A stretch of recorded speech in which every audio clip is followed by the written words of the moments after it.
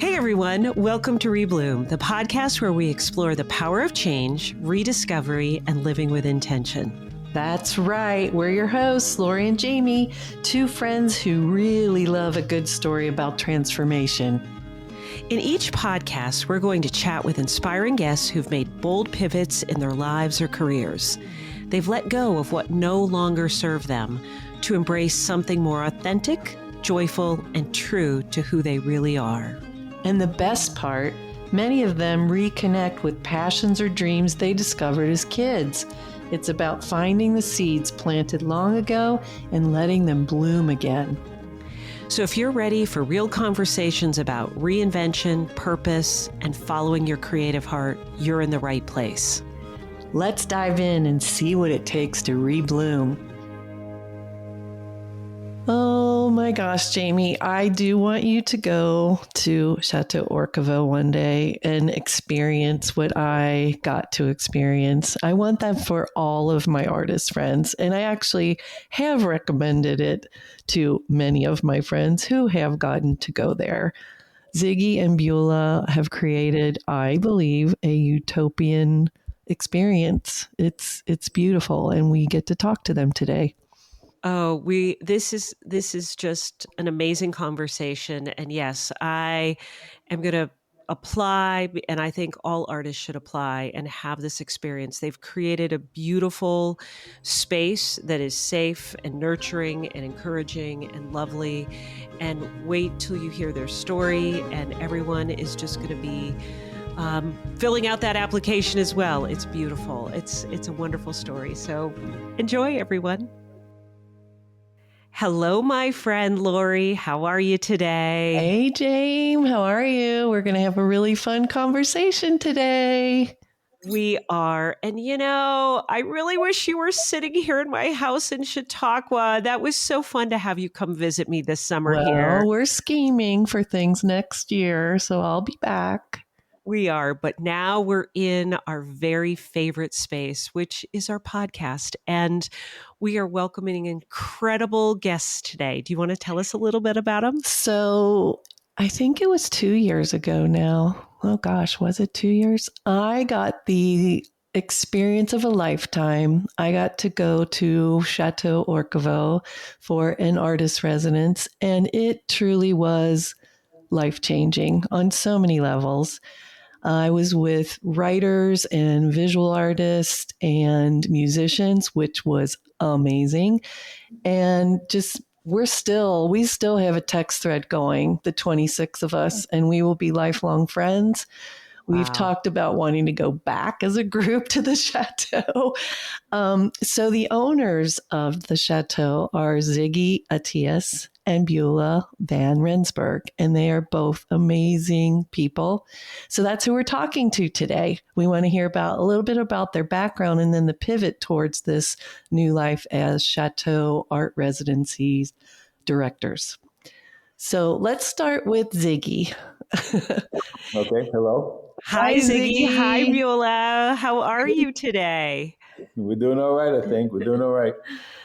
So you've had a pretty fascinating life as a DJ and a restaurateur and an artist and like all the things. So I always ask this question. Jamie knows it's coming. Were you like a crazy entrepreneurial type of person as a kid?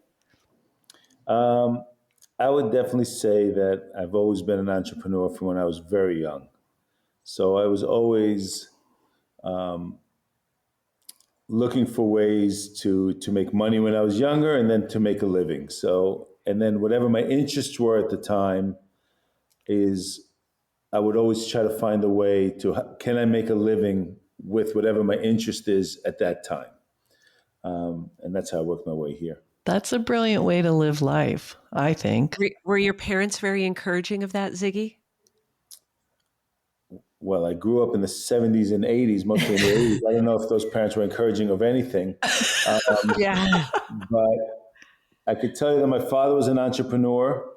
Yeah. And I think I followed in those footsteps.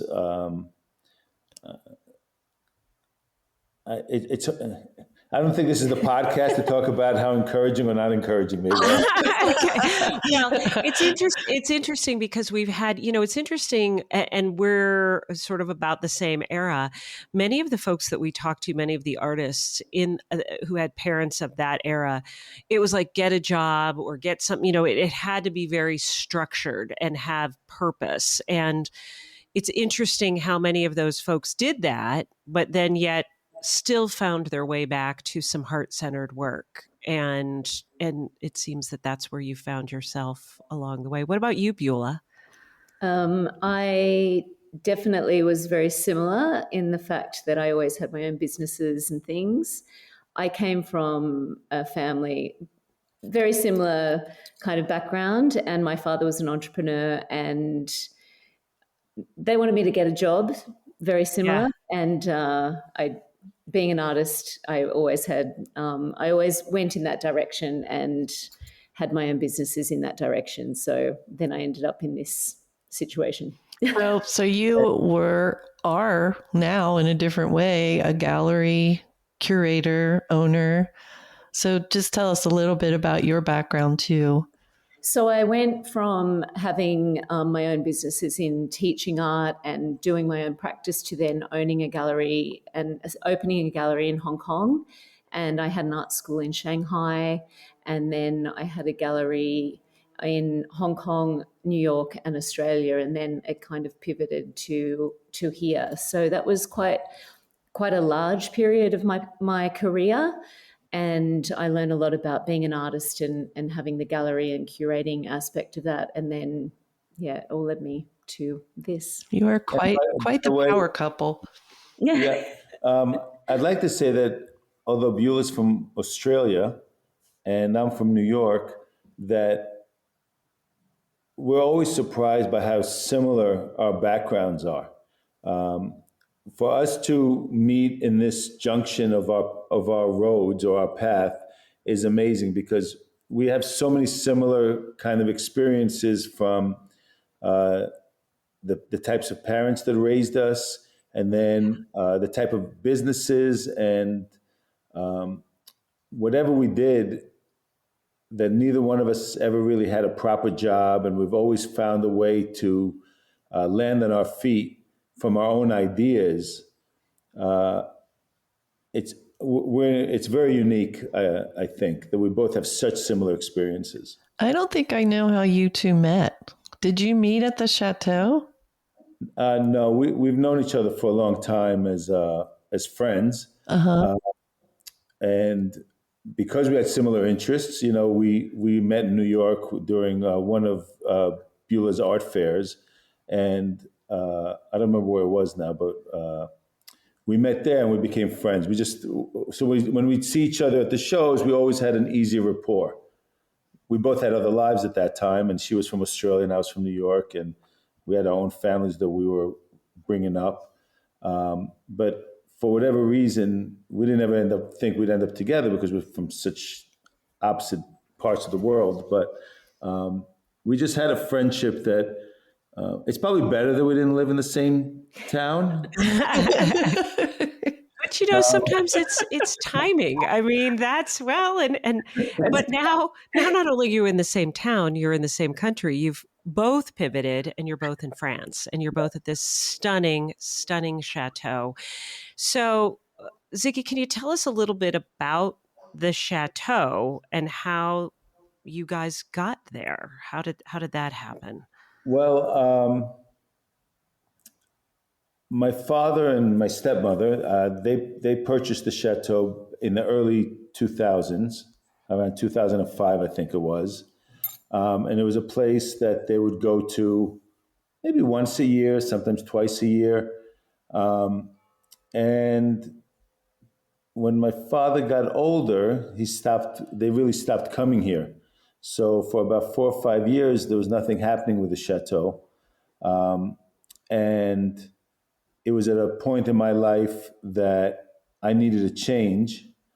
And I went and spoke with them, and I said, if you're not really interested, if you're not selling it, the place is just deteriorating, if they would consider giving it to me or renting it to me or something, if we could work something out.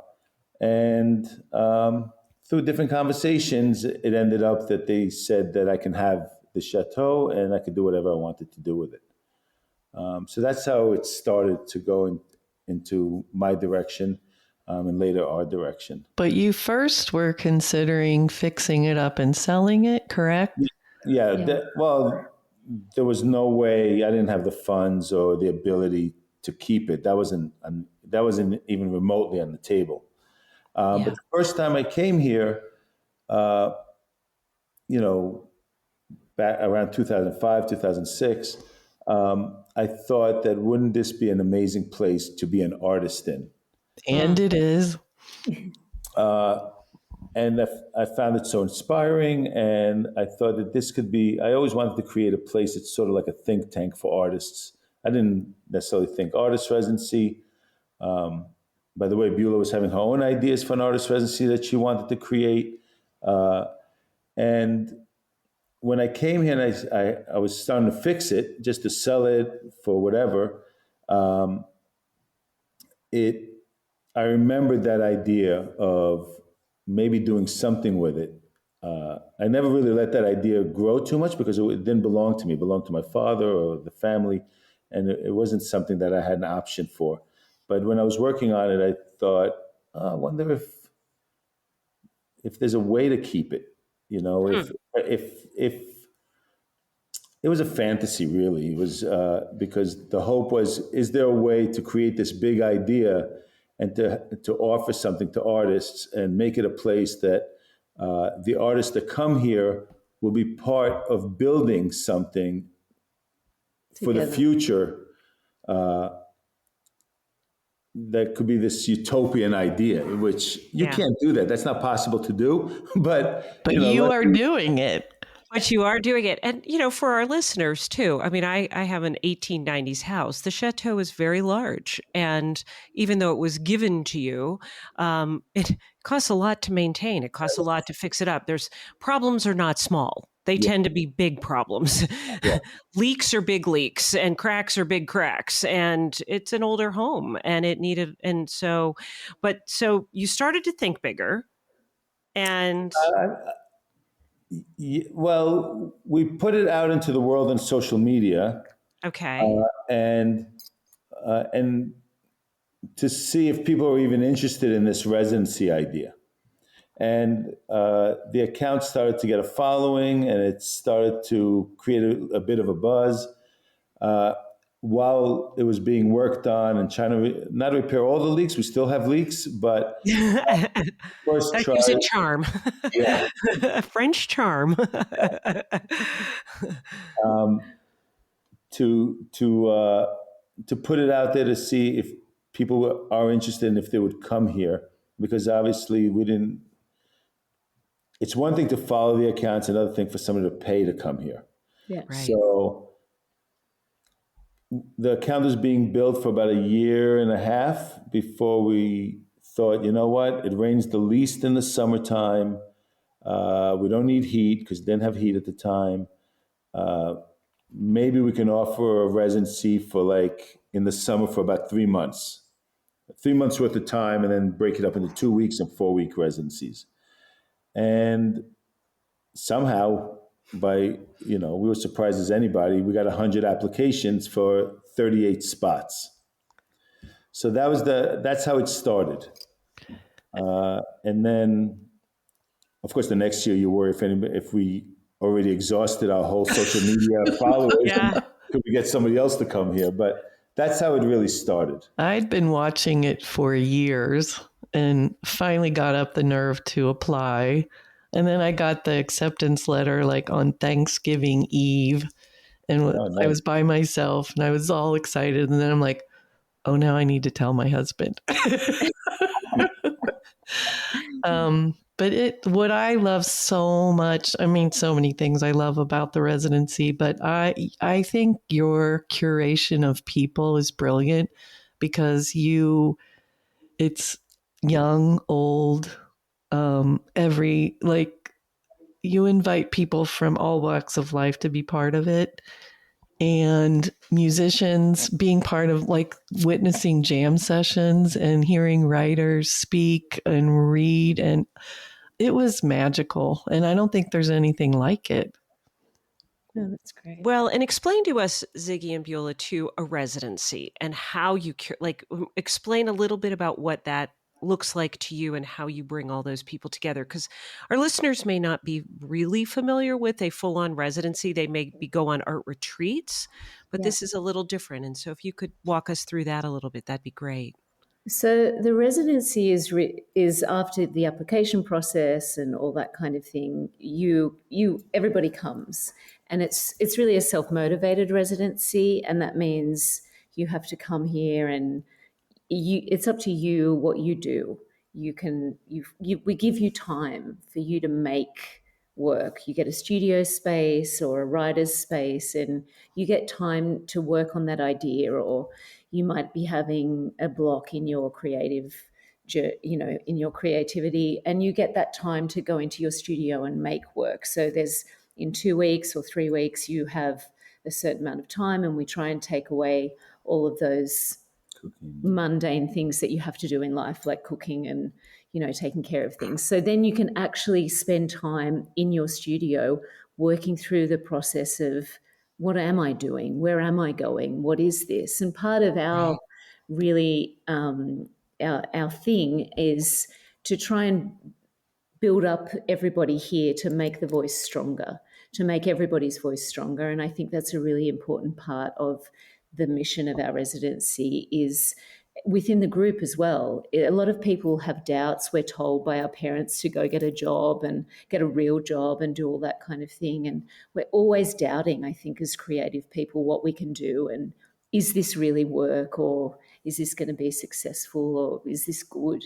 And I think what we try and do is give people time and space to sit in the studio or sit at their writer's desk and do that. And we do have optional things that people can do. We've got life drawing, and we've got a writer's director, and I do a couple of studio visits and talks with people about their work, and we have an open studio, and we look at everybody's work, and everybody kind of helps each other, and we're trying to form an artistic community where people can support each other within the work, because we think that's a really important thing that also helps in the residency, that extends beyond. As Laurie said, they've still got the group going. Everybody's still connecting and doing other things outside of that, which is really important as well. It must be so gratifying for the work that you're doing. To not only, like, I would be thrilled to see all the work that gets created there at every residency, but then knowing that you're creating these bonds with people that go on for a long time. Yeah, it is really amazing. I think it's sometimes, when you step back, it's quite overwhelming to actually really think about it and see what people are doing together, because it's the actual people. They're doing it. We bring them together. They're making it. They're creating the work. They're creating the bonds. They're making all of the things, and we're facilitating it to come together. But they've really got to come and do the work, and then they've got to connect. And I think people bring their best self, and they bring their best ideas and their creative self, to the residency, and I don't know if it's us curating the group. I think it's the group curates itself, really. Yeah. And it's really amazing. And we're really lucky that we get to watch that all the time. And just to add two things. One about the group. We used to put a lot more thought into putting a group together. And then COVID taught us that it doesn't matter, because so many people were canceling, and we had to put together groups in the last minute, and we're trying to fill spots. And it all went to hell month after month after month. And those residencies were amazing without trying to manage it. So you learn that the creativity that comes from the universe is worth something, and it seems to work. So after COVID, we decided to leave alone us tampering with the residency, other than what we need to do to diversify the residency. Right, exactly. more males in the residency because it's predominantly females, more people of color, more people from different countries, maybe a musician or two, maybe X amount of writers. Yeah. So we try to just say, okay, for a residency to be successful, you don't want just plein air painters. You want a mixture of something. And then we don't care who the people are necessarily in regards to that. And that kind of goes back to, which we knew that even before, we knew that early on, that there's so many ways to get to creativity. Some people are born with it. Some people have to work on a craft. Some people have to get skills. Sometimes you got to learn how to use tools. You have to learn about color. Some people just know it naturally, and all those things. So that kind of opens up the door to all ages should be welcome, and people should learn from each other. Yeah. Because it's not athletics here. It's the mind and the talent. So we are looking for certain types of talent to the best of our ability, but you can't put it's not an age thing. Yeah. Some people don't start painting until their partner dies or they get a divorce or who knows what. Some people start young, then they stop to raise a family, and then they go back to the work. So age doesn't relate to how many hours you have put into it and what your natural ability is, which can come at any time. When do you get through your psychological barriers and you're like, I'm free now? Who's to say when any of that stuff is? So that opened up the doors to like, you know what? Yeah. You just need to be over 18 because people curse and drink too much sometimes. Yeah. And you can be as old as you want, but hopefully not too old where we have to help you going up and down the stairs or whatever. Yeah. So if you fit into that criteria in between those two things, I think I'm good. I think I can make it. You kind of made me tear up a little bit because I think ageism is a thing. And actually in my own brain, I thought, oh, I won't get accepted because they'll think I'm too old. It does seem that there's people of a certain age that feel that way. They're like, oh, if you're not 25 or 30, you can't get in there. But because now we've been doing it for a while, if you take 2 minutes to look at our Instagram account, for example, and you look at the people that are there, you will see representation of who you are in that. So we used to get, when obviously in the very beginning, which wasn't that long ago, we only were able to pick from the people that applied. Right. That's what we had. But now because we've grown and everything, we have there's so many more photos. We used to get a lot of slack about, people of color saying, how come you don't accept anybody of color? We're like, well, just please apply because you're more than welcome to come here. Right.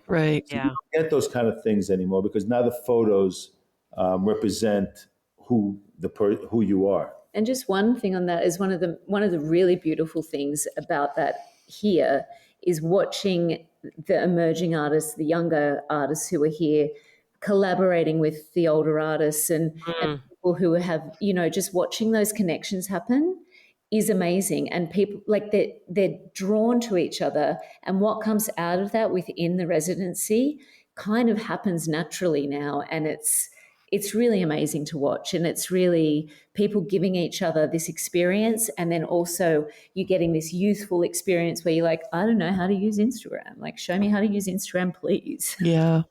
That's beautiful. I mean, it's neat. And you do see that, the wisdom.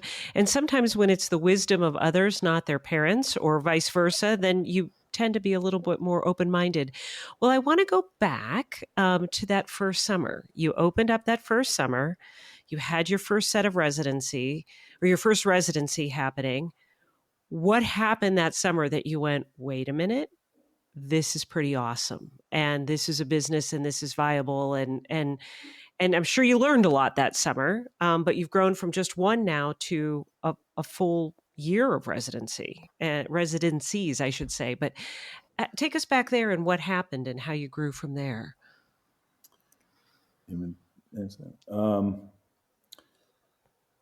Well, it's in all of it's in steps. So that first year, like I said, we were just amazed that people were willing to come here, and there was only 8 residents per residency. Now we're up to 30. So I don't know if we knew it was a viable business, because we never actually came at it from a business point of view. We knew that it's not like we had the money to do it, like just as philanthropic adventure or something. So we knew it had to work, but it didn't need much for us to. We were more worried about, like, can we keep this place and try to do it again next year? Gotcha. So Yeah. that first year only represented that. So it was like, oh, we can open up the application again in 6 months and see if other people would apply, and we didn't have enough followers, so we didn't think that, you don't know. Yeah. Yeah. So but then those people, obviously they were posting, so then they had some artist friends, and they're like, oh, maybe I can apply also. And it started to open up that door. So we were able to do it the second year, so the first year was 2017, and then the second year was 2018. And we were able to go from 3 months to 6 months, still 8 people per residency because we didn't have that many rooms.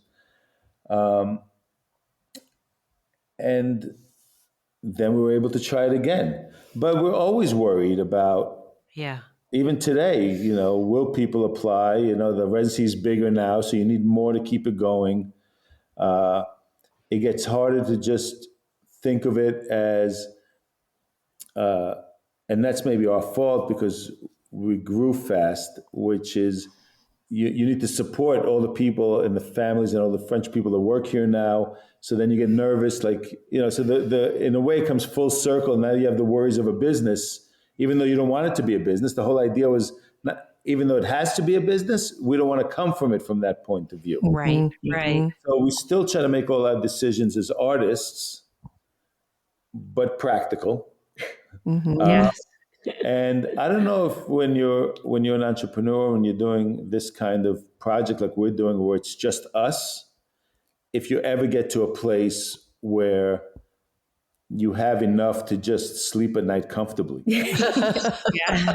So we're still fighting the good fight, but we love what we're doing, and the word's getting out there, and we put everything back. And sometimes we put more than everything back because we have to catch up with what we put into it, that we're like, okay, maybe we shouldn't do anything for a while so we could pay our bills. So all those things are still there, but we have as entrepreneurs and as artists, we want to keep expressing ourselves in what we're doing. So we're always trying to do the best, and we're always thinking, we come more from a hospitality point of view than a business person point of view. So that's just how we do it. I don't know if that answers your question, but that's It does. It's amazing, though. It's yes. Let's take a quick minute and thank our amazing sponsors. Our podcast is proudly brought to you today by Jet Creative and Urban Stems. Jet Creative is a women-owned marketing firm committed to community and empowerment since 2013. Are you ready to rebloom and build a website or start a podcast? Visit jetcreative.com/podcast to kickstart your journey. They will help you bloom in ways you never imagined.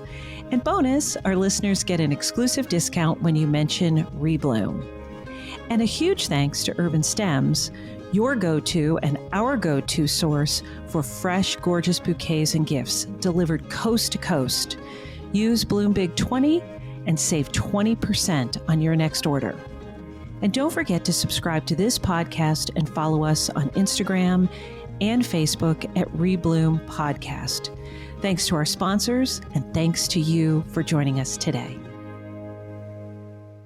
So, can you talk a little bit about how you're actually transforming the whole village? You shared a little bit about that with us when we were there.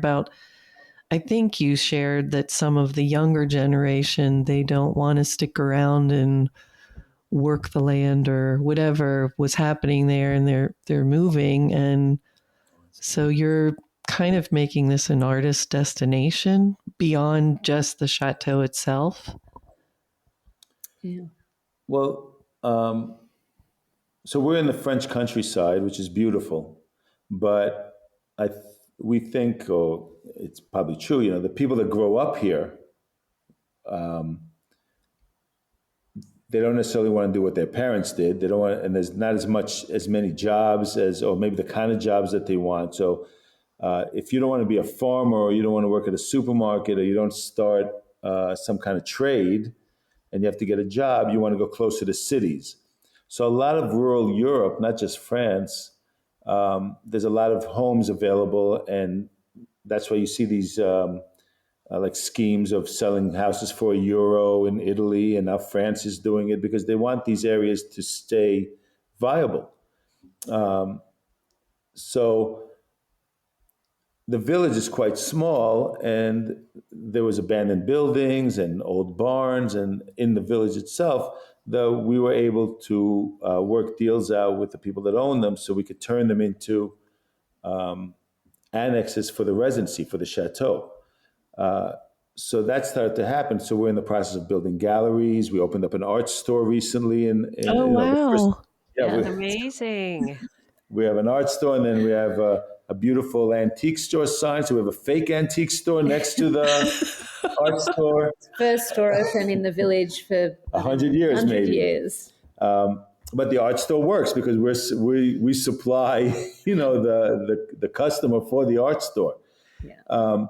So we have ideas for the theater. I mean, for the place, and hopefully one day we got a building recently that we hope to create a movie theater or a theater wow. there. Wow. So the village is starting to get a life that's being supported by the artists that are here. So assuming that continues, it's already a destination for artists. Yeah. And then, which is really what we're interested in. Right. Because we're actually not interested in creating a tourist town. Right. Right.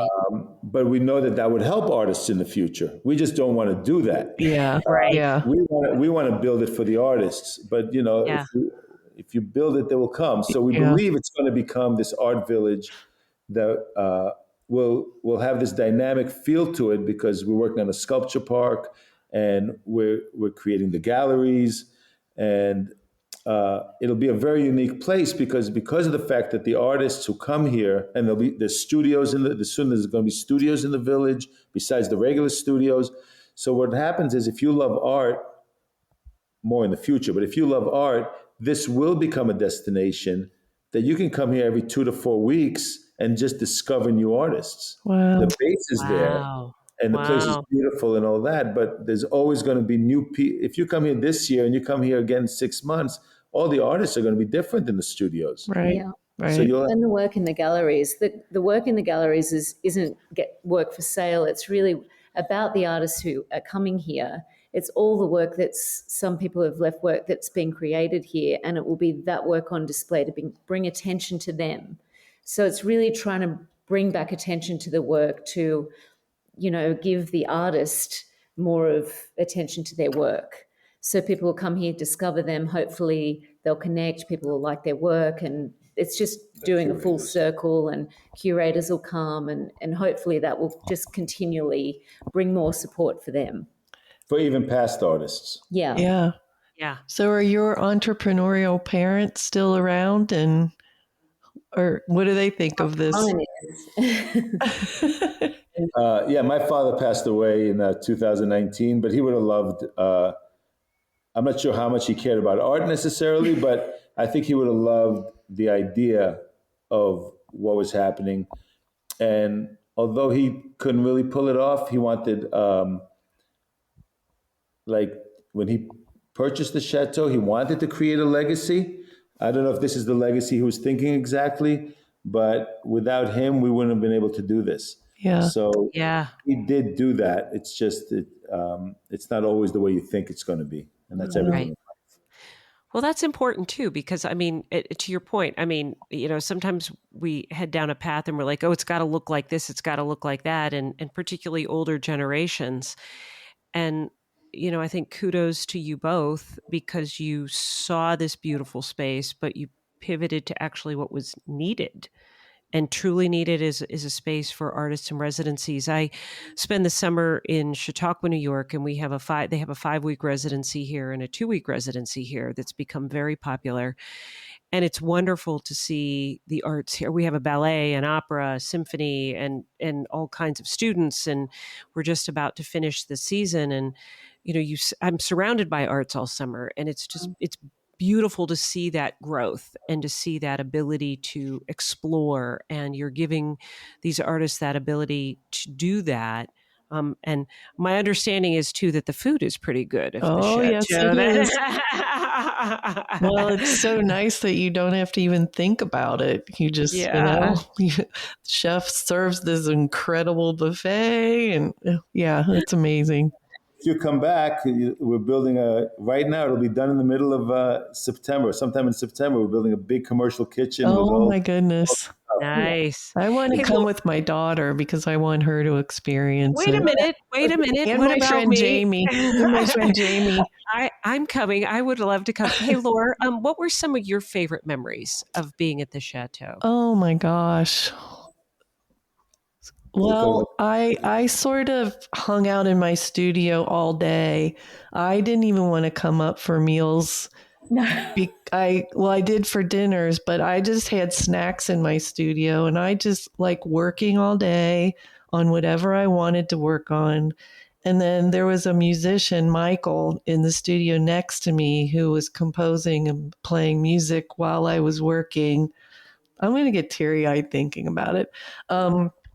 The people I met there, like 2 of them are coming with me I'm teaching in Mexico City next year, and they're coming with me. And we still, like all of us, when we're in a city where the other people are, we connect again and share pictures. And the thing I love so much, like when I teach my retreats, I attract a certain demographic.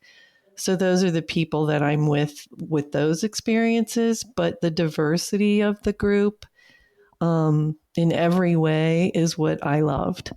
And I love music, and I never really gotten to experience musicians jamming together and how they just speak their own language and they say, play C, high, blah, blah, blah, and then they just start going. And that was magical. It was all of it. Yeah. It was really great. I remember going into your studio and you were producing, and then you started making the paintbrush sculptures, and they were amazing. Which I snagged from your basement, I think. And just watching the ideas come out and the energy that was going in to your work and seeing that evolve and watching that happen is such an amazing experience. To be able to go into an artist studio is really a personal thing, and then to be able to experience that and to be able to talk with people about their work all the time and to see that come out and see that kind of being someone drawing it out of themselves in the studio is really a beautiful thing to watch. And the way they everybody supports one another. And my other favorite memory was the cold plunge, because I took my first cold plunge and I loved it. Well, and I want you to share, Laura, if you could too, because one of the things you shared with me privately, and I hope I can share this, is now Lori is, as we all know, an extremely accomplished artist. I mean, licensed, amazing, and just incredible. And watching her just whip stuff out very quickly. But you went with some trepidation. You went feeling, didn't you tell me you were feeling a little bit insecure? Well, yeah, because, and I even shared this with the group, because a lot of them were very fine art based and they had really deep personal meaning in their work. And my work is usually just colorful and joyful and tells a story. And I felt I got so much support in the work being just about that. It doesn't. Yes, it can that is be. deep and it meaningful. can be just that. Yeah. Yeah. And I think that's the beauty of a residency is you get that validation, you get that support. Sometimes we have a lot of self-doubt or little self-doubt or however, but your work is meaningful and beautiful and touches so many people. And so you're open for applications now, aren't you? For what season? Most of the, it's 26 and It's going to start being 27 next month. Okay. Wow. Oh, How many are you doing? How many are you doing a year now? How many artists? Like how many residencies? Oh, I think we do maybe 16 to 18, depending on how it comes together. Because there's wow. 2 weeks Wow. and 3 weeks.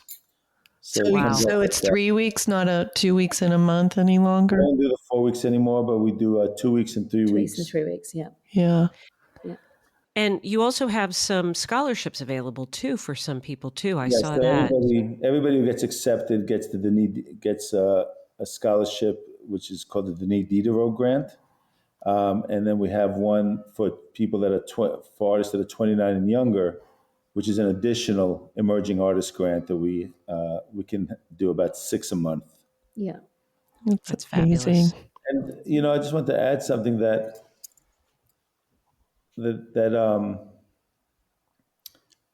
our hope with the residency, and I think it's a big part of our mission, is we can't really change anybody's work or make it better or make it worse. That's up to the artist to do the work. What we hope is that that once you get accepted, and in theory, we wish we could accept everybody, but we can't. And there's a wide criteria in how we choose people, which has to do from the work, from what they write. It's not like just about one thing, so it's not always obvious. But we'd like to believe that you find us when you need us, and that the experience here, if we wanted anybody to take anything away, because life is difficult sometimes, is that the fact that you came here is something that becomes part of your history, and it's something that you get to carry with you forever. So because art is one of the most important things in our lives, amongst other things. But art is definitely one aspect of an artist considers himself an artist because they do work and they think creatively. And we hope that by the artists coming here, that when they have a low point or when things aren't going and when their work is being questioned, that they know that there was a place and time that a group of artists that they spend time with validated who they are as a person. And that feeling, we believe that even if you have it once in your lifetime, you did something. Mm-hmm. That the people that are your people accepted who it is that you are. And sometimes you have to, knowing your value is being around the right people. And we put ourselves in all kinds of situations. And sometimes it's just family, and sometimes it's a friend that's not really a friend, or it's just somebody who's jealous. We don't know. You can't control the world. So you got to find your value by surrounding yourself by the people that value you. Mm-hmm. And we hope that this experience gives that to the history of the individual, and it's something that can make them a little bit stronger moving forward into their lives and make them better people and produce better work. So we usually ask people to end with some advice, but I think you just gave the most beautiful advice ever. Do you want to add anything, Beulah? Well, we just hope that it extends on, and you already said it, that you're still in communication with the group, and we hope that it goes back into the world, because I think that then it makes all of it a better place, because you've got that strength within each other. And we see the Instagram groups keep going and people keep talking, and it amazes us how it does keep going, because it can't end at the end of the residency. It has to continue. Otherwise, then it's just a residency. We really do hope it goes back into the world and it spreads. I think that's a thing with creative people too. I just taught in Vermont, and we were talking around the dinner one evening about how we all feel like weird Barbie, because we have friends in our daily lives, but they're not always the creative people that get us. So almost at every retreat I teach, we end up with an ongoing text thread, because the bonds that creative people make from the minute, like I hate going to a place where I don't know a lot of people and making small talk. I don't like that. But when I go to a retreat and I don't know a soul, but I know they're all creative, it's so different, because you just start right off like knowing you have a connection. Yeah. I like being weird artist Barbie. Maybe that's what we. Yeah. Yeah. But it's so true. I've been to a retreat, and I'm a photographer, and I'll take 200 pictures of a still life. 200. It's not even moving. It's not doing anything. But when you're other people that are there and they get you and they're like, oh yeah, that's, but you begin to see through someone else's eyes, and you begin to feel that appreciation, and you don't feel weird. You feel, as we've said several times already, validated. And what an incredible space and gift you both have created for artists, and how pleased you must be to see this grow and to keep your chateau. You've kept the chateau. It's funny, Ziggy, I thought you were going to say that the first group came through in the, 2010s, because you took it over, and then you threw out 2017. And then let's not forget that we went right into 2020, not much after that. Brilliant. That's always lovely in the hospitality industry when everything shut down. But how beautiful now that you've rebounded and you've got these 16 to 18 retreats that are happening. You've got the chateau, you're building, and you're planting the seeds for everybody to bloom and keep reblooming. And that's an incredible gift you're giving everyone. What a legacy. What a legacy you're both giving to people through your dad. Yeah. Yeah. Yeah. It's amazing. Amazing. Wow. All right. Well, my application will be in the mail soon. It's online though. Pardon me? The application's online. That's perfect. Even better. Yes. A little easier to get it to France. A little easier to get it there. Well, thank you so much for joining us today. This has been an incredible conversation, and we will have the links for everybody to follow Chateau Orcava and see see yourself and apply. And they are accepting applications for 26 into 27. And Lori, what else do you want to say? I'm pretty speechless. I keep tearing up because I love all the things you're saying, but I also keep, going back in memories. Because it was magical. And we had our dear friend Diane Kapp on a few episodes ago, and she was just bursting. She'd just come back. So it was a life-changing experience, and she's a seasoned artist who's been doing it for so long. But I think it's amazing how just a couple of weeks can kind of and she's still bursting. She just had a show, and I just talked to her last week, and huge. Yeah, it's amazing. Well, thank you both for joining us, and I hope one day to meet you in person. Thank you. Thank you. It was a pleasure. Thanks, everyone. Peace, love, and rebloom. Life is too short not to follow your passions, so go out there and let your heart plant you where you are meant to be and grow your joy. We will be right here sharing more incredible stories of reinvention with you. Make sure to subscribe to our podcast so you never miss an episode of ReBloom. Until next time, I'm Jamie Jameson. And I'm Lori Siebert. Peace, love, and rebloom, dear friends.